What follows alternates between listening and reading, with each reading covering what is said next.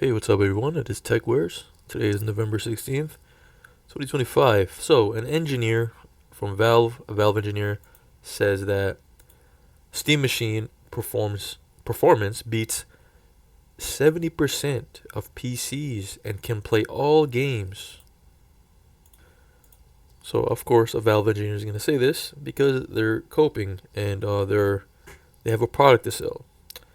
Uh, Steam Machine specs outclass the most common PC configurations. The company relied on its own hardware surveys to choose the system's components. Even as an entry level option, Valve claims that 4K 60 FPS performance is realistic, with FSR, of course, upscaling, despite memory limited GPU. So, ever since the Steam Machine has been announced, critics have questioned whether Steam Machine's performance compares to the Xbox Series X or PlayStation 5. In early testing, gamers may need to make compromises with demanding games. Nevertheless, Valve engineer Yazan uh, Aldihayat is confident in the cube's abilities. Using hardware surveys as a reference, he argues that the Steam Machine specs make it superior to 70% of the PCs in use. So there's a video, a clip, and the Valve engineer says that Steam Machine performance beats 70% of PCs. Now, um, yes, as of right now, because right now, as you can see, 3060, which is an 8 gig, sorry, yeah, 8 gig VRAM GPU. It is the, it is currently the highest on the Steam survey. It is the most used. As you can see, VRAM right here, 8 gigs. Um, but the thing is, though, this is changing. The Steam hardware survey, it has a lot of old data, data from laptops, also from desktops. But this is old data, and it's not a good reference. It is really not a good reference because Steam hardware survey it's randomized. It's not every single user on Steam.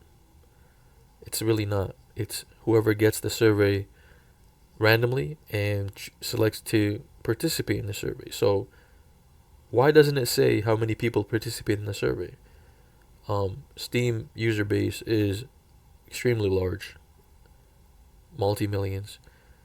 In the survey, it's this percentage is only the percentage of people that did the survey, that participate in the survey. It's not based off every single Steam user. So this data is already, I don't know, is it really a good reference point? I mean, Steam has a clearer image of the data. I'm pretty sure they have internal data. Pretty sure they collect data on people not even participating in the survey. This is just a public survey. They probably have private internal data. And do you know which company has the most data on PC specs?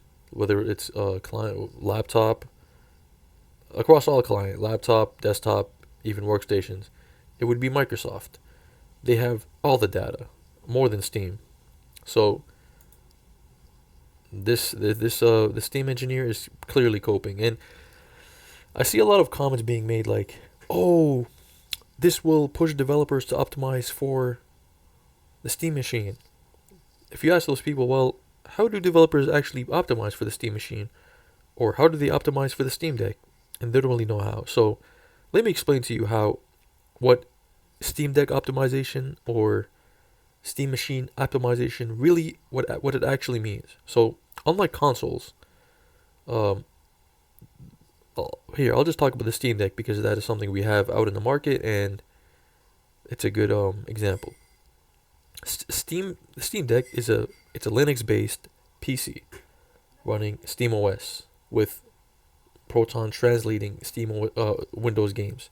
So quote unquote optimization, it's less about rewriting the game engine for unique hardware and more about making sure the game is smooth, um, legible, and user friendly on a handheld with limited power. So they can do this performance and presets, right? So developers often add a Steam Deck preset in the graphic settings, which locks the resolution to the native deck screen. If it caps the frame rate at 30 or 40 FPS for stability and also battery life. It adjusts shadows, textures in post processing to fit the deck's GPU CPU envelope. So this isn't deep hardware tuning, it's just smart defaults, so players don't have to tweak endlessly. So they can either add the graphic setting in Steam Deck preset in the graphic settings, or when you run the game, it detects that you're on a Steam Deck and it adjusts all the graphic settings for you. Also, they can make user interface and user experience adjustments. For example, font scaling, so text is readable on a 7-inch screen. Controller glyphs. It prompts the deck. It replaces the deck controller, like on video games. Sometimes you see like controller, like a PlayStation style controller, Xbox style controller. It replaces the UI with the deck controller, right? They can adjust the menus and HUDs so they aren't cramped or cut off. So these are optimizations. Also, compatibility fixes. It ensures the game runs clearly and cleanly under Proton, which is Valve's Windows to Linux translation layer.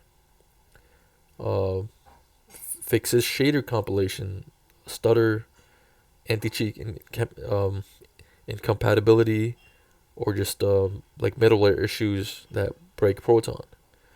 Sometimes developers patch memory usage or asset streaming to prevent crashes on the deck's 16 gig RAM. And there's also the deck verified program where Valve tests the games for controller support, user interface legibility, performance without manual tuning, and Proton stability. Once all those pass, the game is deck verified. So developers also often make targeted fixes to earn that deck verified badge, which boosts the visibility of the game and also sales for the game from users that have a Steam Deck. So number 5 is really, really rare deep optimization. So a handful of studios, Valve itself, CD Projekt Red, Capcom, several others, they've patched the games specifically for deck performance profiling. The APU, reducing VRAM spikes, or just adjusting rendering paths.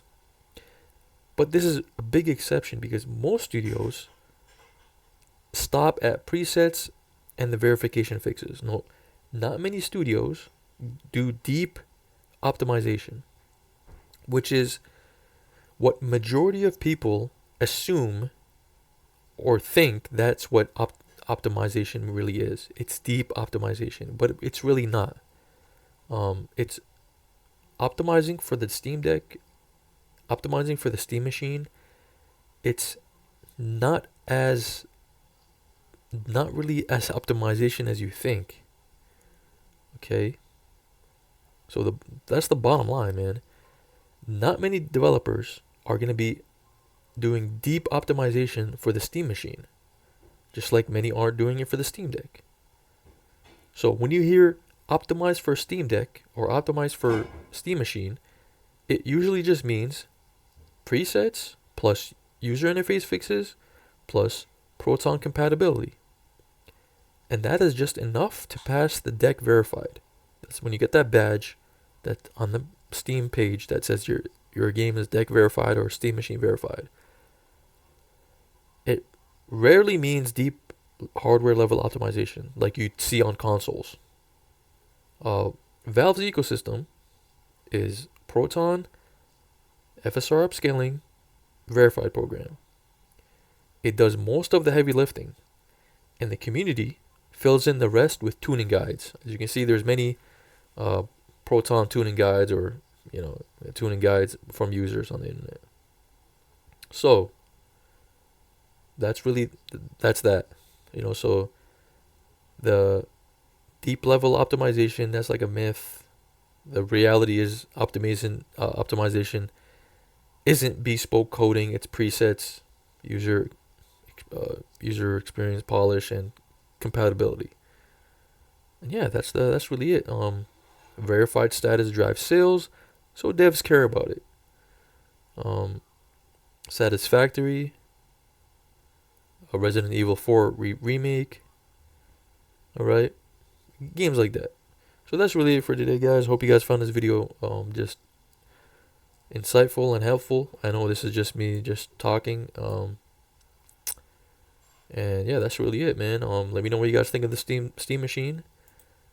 Um, just keep in mind, many developers are not gonna do deep hardware level optimization for games.